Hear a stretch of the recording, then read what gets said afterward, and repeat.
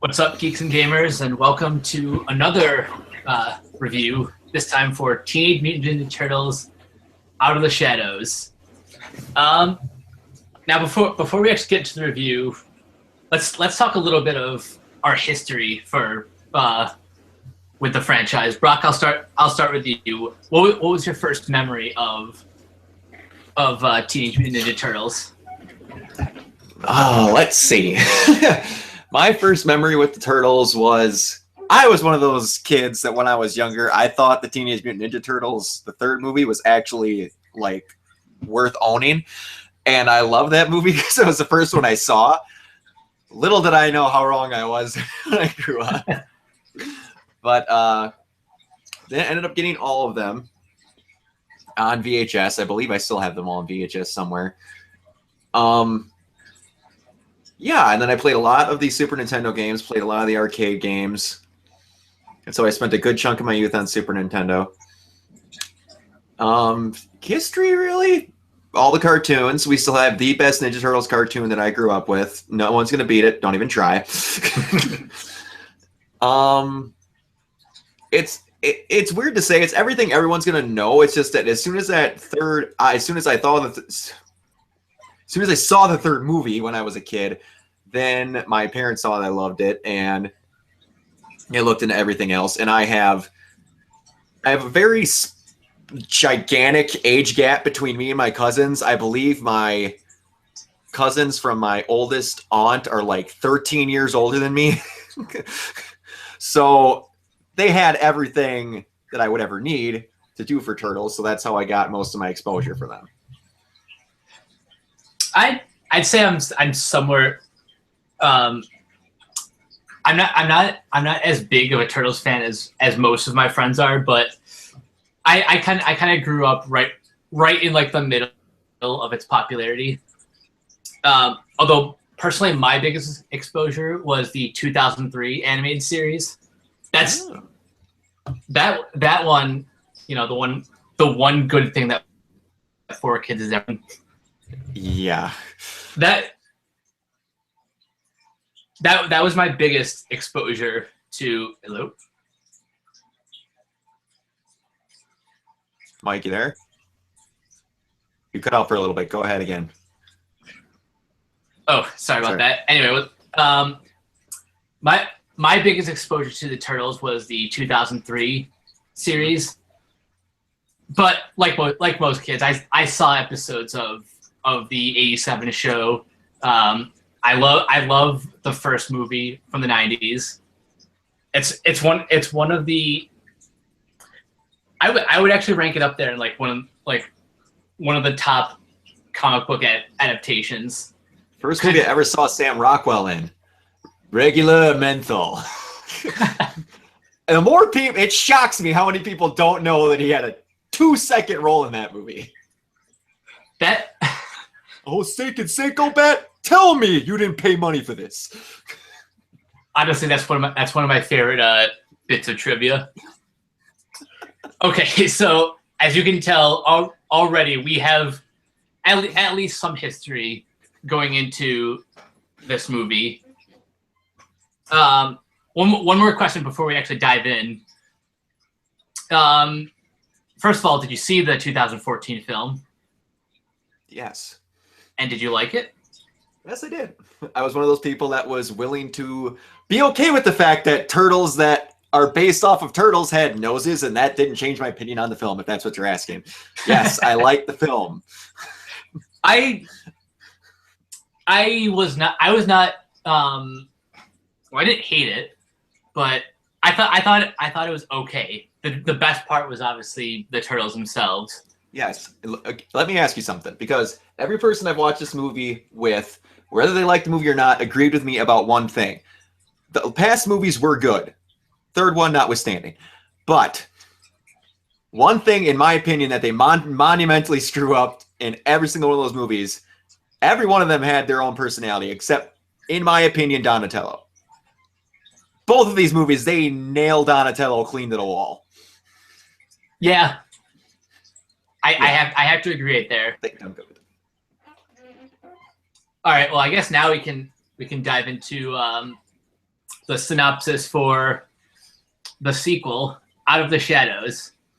All right, so after supervillain Shredder escapes custody, he joins forces with mad scientist Baxter Stockman, played this time by Tyler Perry, and two dim-witted henchmen, Bebop and Rocksteady, to unleash a diabolical plan to take over the world. As the Turtles prepare to take on Shredder and his new crew, they find themselves facing an even greater evil with similar intentions, the notorious Krang. Now, I'll throw it over to you first. Positives? There was one thing. I'm not afraid of the actor. I mean, I'm not saying I'm not afraid the actor couldn't do what he was going to do. But there was one thing I was so scared about. It's one thing that John Campea talks about. And this is the only time I ever feared that I was going to have it. I was so scared I was going to see Oliver Queen in this movie. So scared. And it didn't happen. It took 2 minutes, and the bud of the start of Casey Jones was there. It's so perfect. And what I love about this is we got to see Casey Jones starting to transition into Casey Jones. We didn't start with, what do you want? It's like the long-haired, thick accent, kind of grungy dude. You got to see him meeting the Turtles. Which, give or take, the fight in the park in the first one, when he's already got the hockey mask and the full utility bag, that was kind of cool.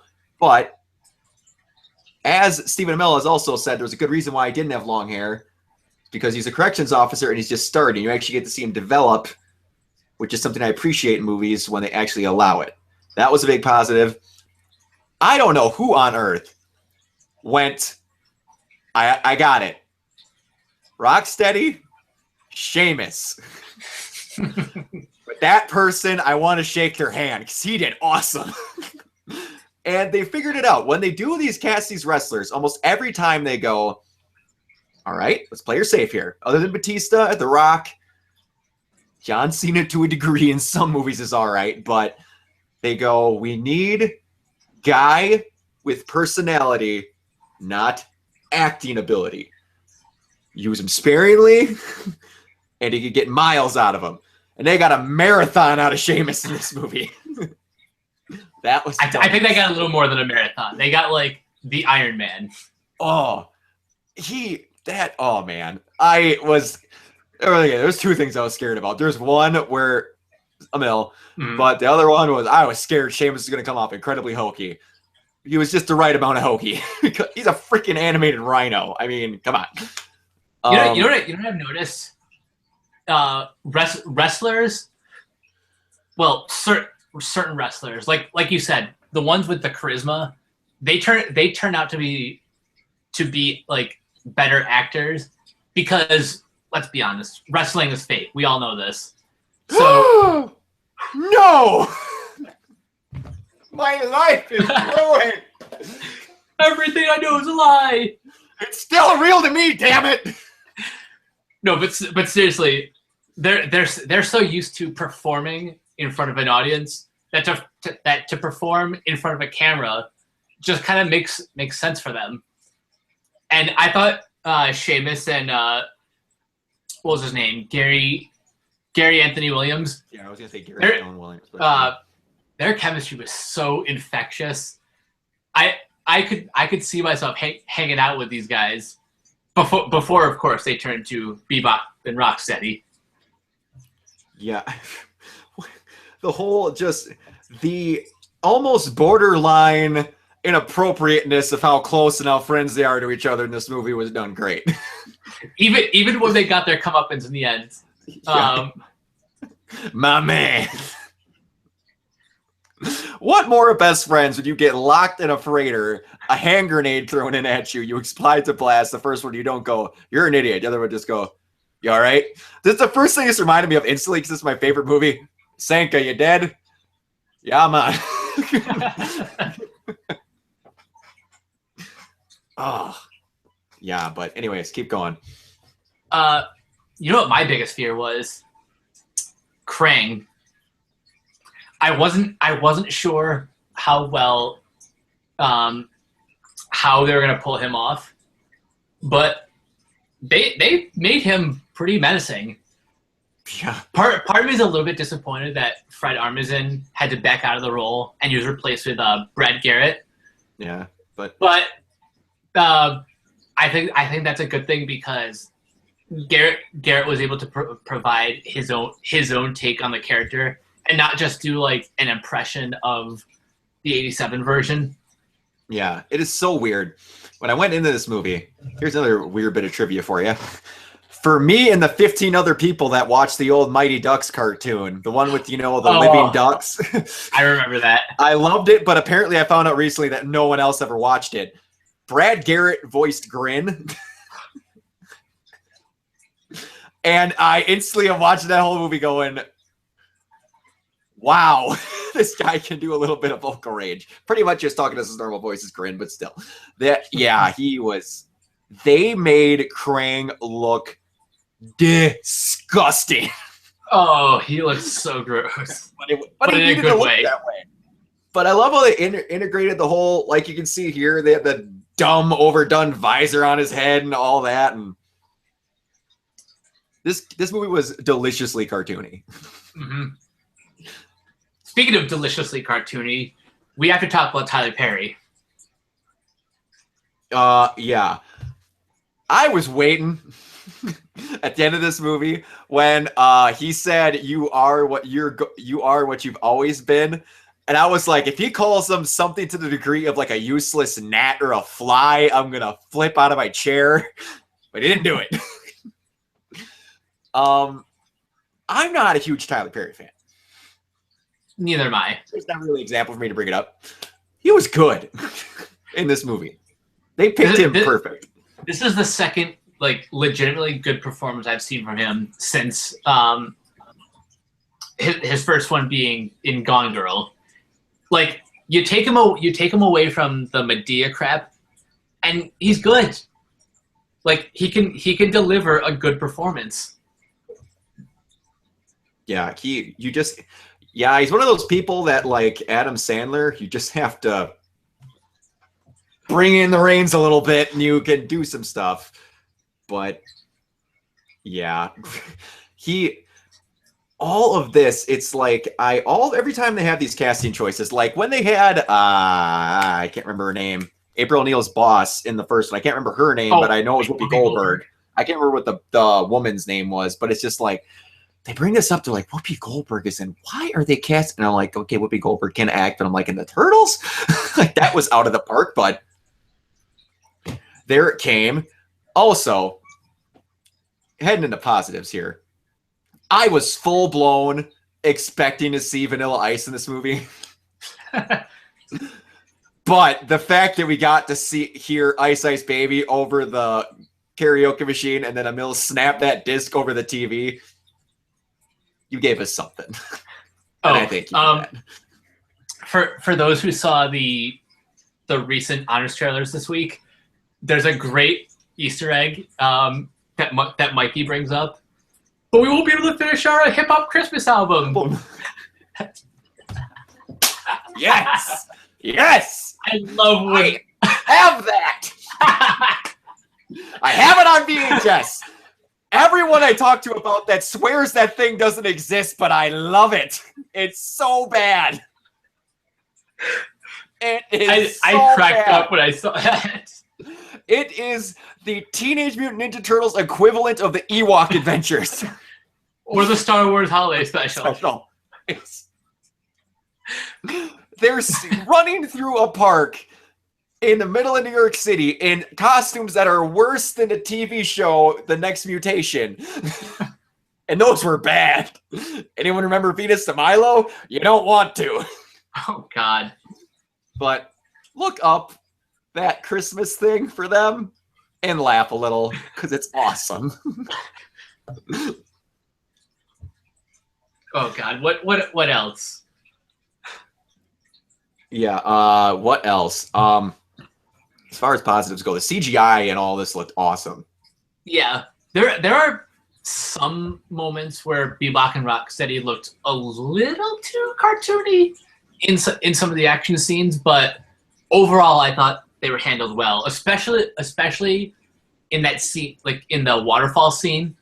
Yeah, Yeah, I had a bad feeling that not all of that was going to look terrific, but that was an issue that a buddy of mine said he was going to have, that the CGI was going to, that he thought that Bebop and Rocksteady looked a little too cartoony, and that was something I don't think they were going to avoid with the best CGI in the world. Yeah. It's a hog and a rhino. Trying to blend them in. It's hard enough doing it with 4 full-grown turtles, but it's all you could do. We're not going blown into complaints yet. I didn't have many, by the way. This movie shot by, it was good pacing. Megan Fox was a lot better in this movie than in the first one. Oh yeah. It's not often that I don't complain about. I'm not one of those people that hates Megan Fox. I agree that some of the movies that she takes are just dumb. I think starting her acting career with Transformers is just not a good idea. Well, starting it with Transformers and then doing crap like Jennifer's Body probably wasn't a good idea. Oh God, Jennifer's Body. Ugh. Yeah. That movie's only good for one scene. It's good for about 10 seconds of that one scene. Yeah. And that's all they ever show in the trailers, because they're like, guess what, guys? You get to see the thing you dream about. But anyways, we're not talking about that. We're talking about our childhoods here. What else? I ain't got much. Shredder looked a lot more traditional. That was kind of cool. He didn't quite look like a multi-purpose tool in this one, which I wasn't completely against. But again, he had a little bit more traditional look. And him getting frozen away inside the Technodrome, didn't see that coming at all. He's not dead, though, is he? No, to my knowledge, he's frozen and like collected. I don't think they're killing Shredder. Okay, good. To my knowledge, they're not. But I don't know how many movies they plan on making. Yeah, we have no idea where they're going from here. Yeah. I hope they continue, because Turtles are a hot property now with between the show on Nickelodeon and just like our generation being super nostalgic still. Man, it's Liebsman, isn't it? And something else, or am I wrong on the two that got the people that it's I can't think of their names, the 2 guys that made the Turtles. Kevin Eastman and Peter Laird. Eastman, that's what it was. Those 2 are sitting pretty, doing nothing. Absolutely nothing. They are just going, all right, you want a cartoon show? Sure. You want to make movies? Sure. You want a boatload of toys? Here you go. Just sign the check and we're going to be happy making kids happy. Wow. Just, wow. And I think this all started with a very low budget black and white comic book. That is loosely based off of Daredevil. Yeah. Fun fact right there. Fun fact. Stick, Splinter, hand, foot. There's a couple other ones. I can't think of what it was, but there is one continuity where the same ooze that made Daredevil go blind supposedly made the Turtles. I've been told that. I've never read it, but supposedly there's some continuity where that happened. They're both in New York. Weirder stuff's happened. All right. I could go on for a while for positives, just saying minor stuff, but we could go into complaints, I guess. This is something I never thought I'd say, and I'm a fan of this guy. I had nothing against the voice of Leonardo in this movie. I kind of missed Knoxville. That might just be me, but this is the one time where they directed it the right way, and they made Knoxville actually have a really cool voice for Leo, in my opinion. I'm the only one on the planet that is going to defend that. But you know what? I liked Knoxville's voice. Really, I think I like both just the same. Oh, one more positive before I move on to negatives. they got Splinter down pat in this movie, as opposed to the last one where he was a complete dick. Yeah. He was a little... Yeah. But that's all right. They made up for it. What else? Okay, another positive now that you mentioned Splinter. Then a reason why I'm happy that they got to set up Casey and you didn't get to get Casey right away was them messing with him in the sewer. You gotta stay real low. That's how you get him. We've been dealing with him for weeks.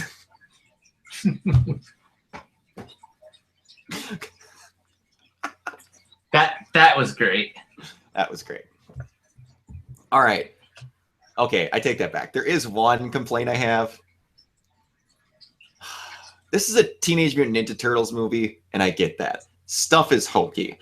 And they had to come up with some reason for why, how they made Bebop and Rocksteady, and I don't know how they were going to do it. But this whole inside of every human, there is a dormant animal gene tying them to their ancestors. Bullcrap. What? What even? What are you trying to pull here? I was in a theater full of children. I am 25 years old. They were 10. We were both calling the BS on that one. I had children turning to their parents going, what? That's a problem.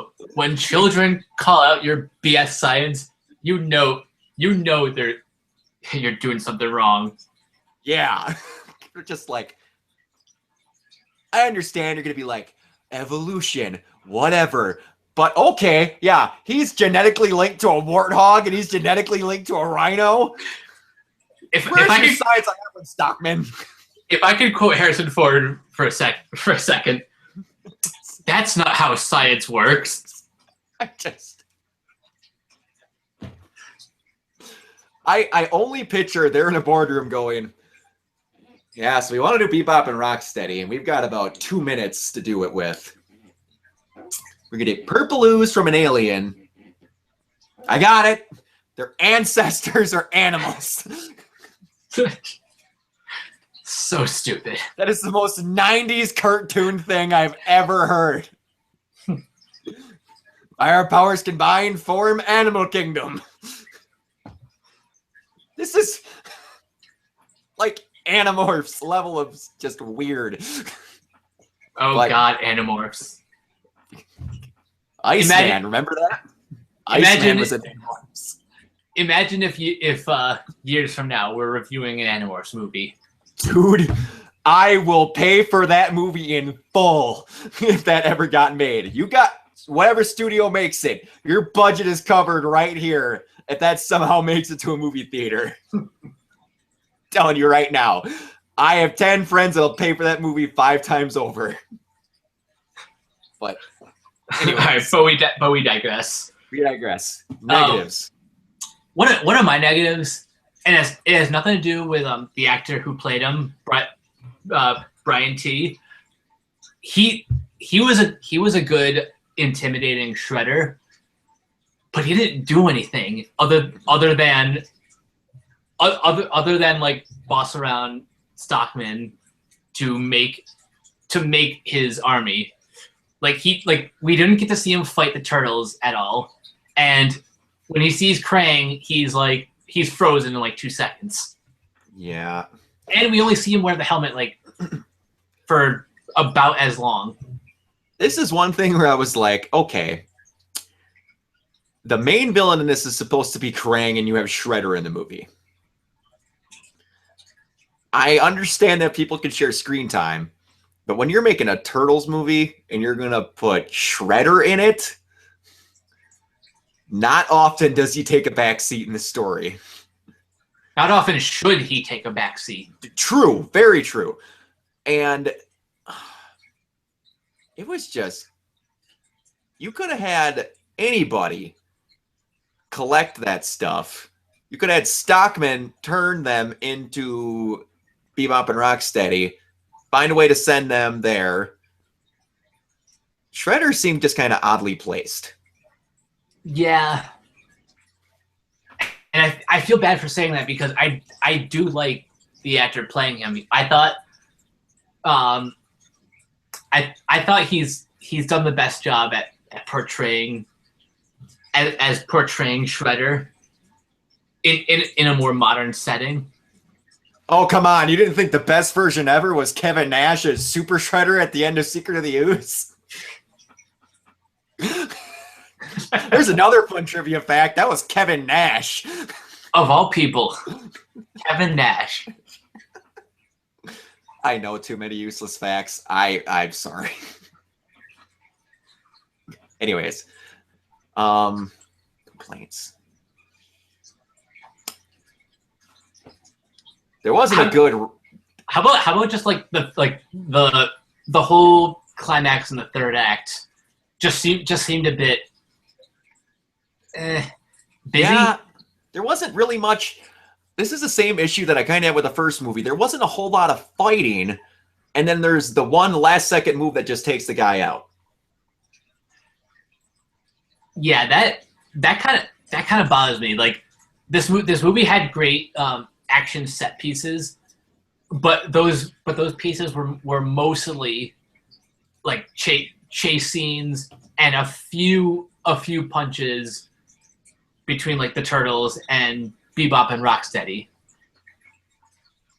But other than that, like we didn't get like a big showdown of like the Turtles up against hell. We didn't even get like Turtles versus a bunch of robot ninjas like spitting out of the Technodrome.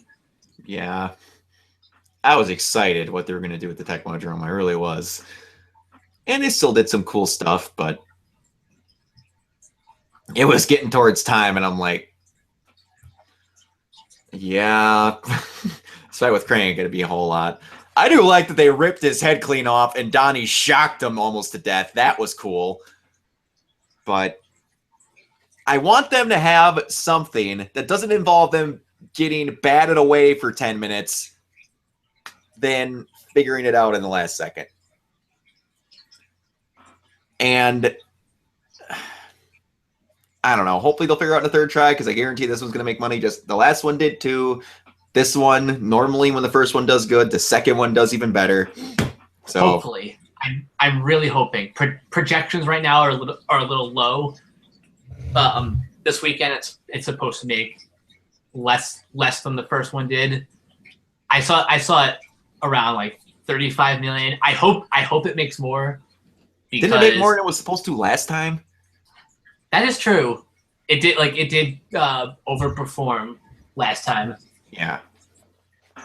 And that came out in August too. Yeah, it did. And guys, the second one I think made less and had a less reviewer score than the other one. Give or take, it didn't mean jack back then because no one watched Rotten Tomatoes.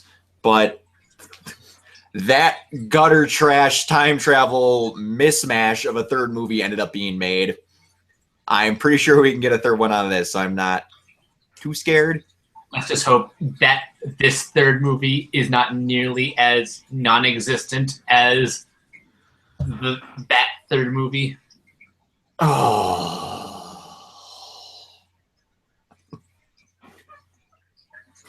Watch the end of that movie when they kick the guy off of the castle into the water. He disappears before he hits the water. There's another useless, dumb fact that I'll bring up about the Turtles movies. But anyways. I suppose we could give a final thoughts on it, really. I didn't think it was the greatest movie ever, but I didn't think it was a bad movie either. It was a good second outing. I agree. As a fan of the franchise, this movie I would say is the third best behind the 1990 movie and the crossover special Turtles Forever, which yeah, I love that movie. Yes. Yes. Also, another great crossover was when they did this is on TV though, when Power Rangers in Space crossed over with The Next Mutation. That was great. My childhood exploded when that happened. Also, one last thing. I could not help but think this entire time I was watching this. You know, back in the day, they had Toka and Razor. Mm-hmm. They just didn't have the technology to make Bebop and Rocksteady. Yeah. This is pretty much almost perfect copy. Went from Shredder to Shredder a little bit, making these guys, then taking on the Turtles. Take Krang out of there, and it's almost a somewhat improvised version of that. But you don't have them calling Shredder Mama. I think they were calling him. I can't remember what it was. But that's weird. The 90s were weird. 90s were weird. But anyways, we enjoyed it. Go see it. Wow, we got through this really fast. I liked it. Mike, you said you liked it, right? Yeah. But you know what? Our opinions don't matter. Yours do. So let us know. We are going to be trying to do movie reviews a lot. I don't know if we're doing Warcraft. I would like to do Warcraft. All right, then we'll do Warcraft. I'm Brock Emmerich. You can find me at WayneTech7 on Twitter, Organoid0 on YouTube, and poking around the Sons and Daughters of AMC and Geeks and Gamers. People, a miraculous thing happened earlier today. We went from having 2 to 3 groups to having 5,000. Ooh, can I talk about one of them? Yes, go ahead. So if you're a music lover like I am, and I'm sure Brock is, yes, there's a new group that I'm admitting called Music to My Ears. It's basically your one-stop shop for everything in the music world, and occasionally some music movies, like Pop Star, Never Stop, Never Stopping. I'm so excited for that movie. But anyway, you can find me at Captain K482 on Twitter, and look for me in that music group, as well as Geeks and Gamers and the Sons and Daughters of Movie Talk. Last but not least, make sure you subscribe to geeksgamers.com, sign up for the Geek Boards, win those Geek Points, get free stuff during our raffles, and start a million different conversations because it's a whole lot of fun. And finally, subscribe to the Geeks and Gamers YouTube channel. You have, coming back in the fall, Arrowverse After Show. And currently we Are Geek, Ask an Admin, and other various reviews and vlogs. Stay tuned next week for Warcraft. And as always, just stay tuned for other assorted videos along the way. We should do an Ask an Admin soon. Yes, I agree. Yeah, I don't know when we will, but we'll keep you posted. All right, everybody. Thank you. Have a good night.